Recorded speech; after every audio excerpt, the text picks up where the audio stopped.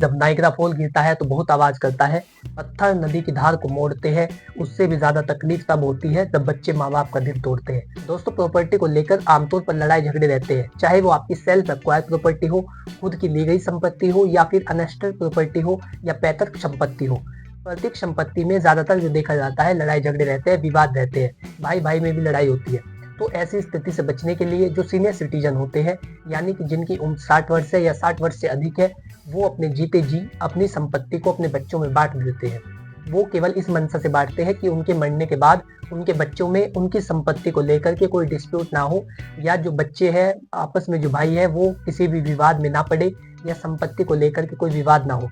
केवल इसी मंशा से वो अपनी संपत्ति को अपने बच्चों में बांट देते हैं। लेकिन जो मोटी बुद्धि के लोग होते हैं, जिनकी आदत होती है जिस थाली में खाना उसी में छेद करना, वो क्या करते हैं, अपने पेरेंट्स की संपत्ति को लेकर उनसे दुर्व्यवहार करना शुरू कर देते हैं। क्योंकि उनकी संपत्ति उनके पास आ गई है, उनकी जो जीवन भर की कमाई है वो इन लोगों ने हड़प ली है, लेकिन उसके बाद उनके साथ दुर्व्यवहार करने लगते हैं, उनका खर्चा नहीं उठाते हैं, उनकी दवाइयाँ ला करके नहीं देते हैं। तो ऐसे व्यक्ति अपने माता पिता को परेशान करते हैं। वो लोग ये भूल जाते हैं कि जब नाइग्रा फॉल गिरता है तो बहुत आवाज करता है, पत्थर नदी की धार को मोड़ते हैं। उससे भी ज्यादा तकलीफ तब होती है जब बच्चे माँ बाप का दिल तोड़ते हैं। तो ऐसे बच्चों को सबक कैसे सिखाया जाए, इसके लिए सीनियर सिटीजन के लिए सीनियर सिटीजन एक्ट बना हुआ है। यानी जिनकी उम्र 60 वर्ष से 60 वर्ष से अधिक है, तो उन लोगों को बचाने के लिए, उन लोगों की संपत्ति को बचाने के लिए कानून ने सीनियर सिटीजन एक्ट को बनाया है। Section 23 of senior citizen act के मुताबिक बताया गया है, यदि सीनियर सिटीजन ने अपनी संपत्ति को अपने बच्चों में बांट दिया है और वो बच्चे उनके साथ दुर्व्यवहार करते हैं, उनका ख्याल नहीं रखते हैं, उनका खर्चा नहीं उठाते हैं, उनसे बदतमीजी से बोलते हैं, उनको घर से निकालने की धमकी देते हैं, ऐसी तमाम स्थितियों के अंदर, यानी कि वो अपने पेरेंट्स का शोषण करते हैं, तो ऐसी स्थिति से बचने के लिए सीनियर सिटीजन को यह अधिकार है सेक्शन 23 के तहत कि वो अपनी दी गई संपत्ति को वापस ले सकते हैं। तो इसी सेक्शन के अगेंस्ट सुप्रीम कोर्ट ने अपना एक फैसला सुना है, जो आपको जान लेना आवश्यक है। इस फैसले में सीनियर सिटीजन को झटका दिया गया है, या एक वार्निंग दी गई है, एक लेसन दिया गया है, जिसका पता होना सीनियर सिटीजन के लिए जरूरी है।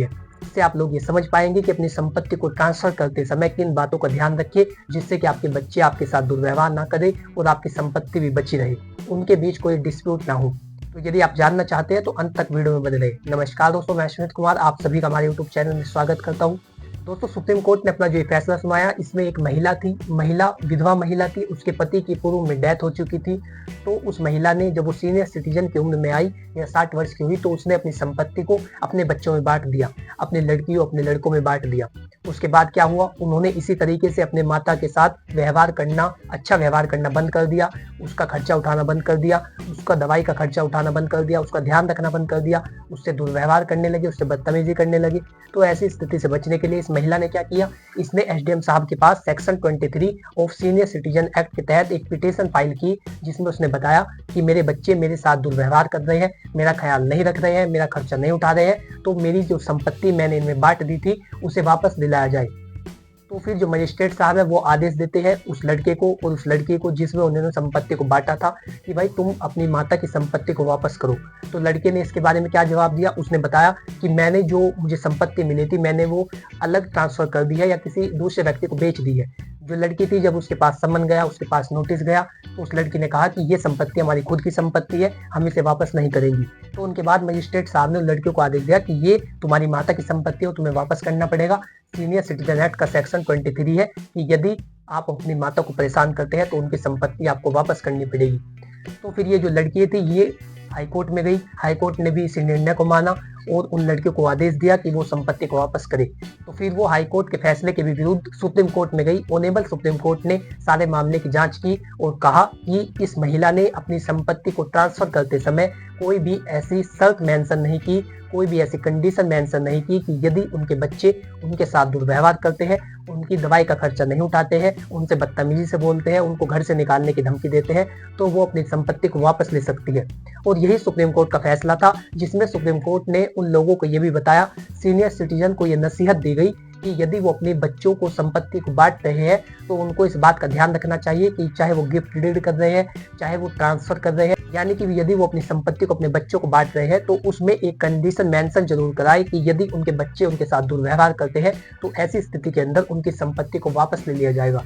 तभी जाकर के सीनियर सिटीजन सेक्शन 23 का लाभ उठा पाएंगे। यदि वो अपनी संपत्ति में ऐसी कंडीशन मेंशन नहीं करते तो उन्हें इस सेक्शन का लाभ नहीं दिया जाएगा। और यही सीनियर सिटीजन को सीखना है। जब भी वो अपनी संपत्ति को ट्रांसफर करे तो उसमें ये शर्त मेंशन जरूर कराए कि यदि उनके बच्चे उनके साथ दुर्व्यवहार करते हैं तो वो अपनी संपत्ति को वापस ले सकते हैं, तभी जाकर के आपको इस सेक्शन का लाभ मिल सकेगा। आशा करता हूँ कि आप लोगों को जानकारी अच्छी लगी होगी। मैं आपको एक बात और बताना चाहूंगा कि आप जब भी संपत्ति को ट्रांसफर करें तो कुछ ना कुछ अपने पास इनकम ऑफ सोर्स रखें, यानी कि जिससे आपका जीवन यापन हो सके, कुछ संपत्ति अपने पास रखें। हो सके तो वसीयत करें, क्योंकि वसीयत करने के बाद आपके जीते जी आपकी संपत्ति आपके पास रहती है। वसीयत के बाद आप बता सकते हैं, यानी वसीयत करने के दौरान आप उसमें लिख सकते हैं कि मेरे किस बेटे को कितनी संपत्ति और कौन सी संपत्ति दी जाए। तो आपके जीते जी वो संपत्ति आपकी रहती है और आपके मरने के बाद, आपके डेथ के बाद ही आपके बच्चों में बांटी जाती है। तो ऐसे आप अपने शोषण से बच सकते हैं, ऐसे आप अपनी सुरक्षा कर सकते हैं। आशा करता हूँ कि आप लोगों को जानकारी अच्छी लगी होगी। यदि आप इसी तरह के वीडियो में रुचि रखते हैं तो आज ही हमारे चैनल को सब्सक्राइब करें, और यदि आपका कोई भी सवाल हो तो कमेंट बॉक्स में लिख करके पूछ सकते हैं। Thanks for watching this video.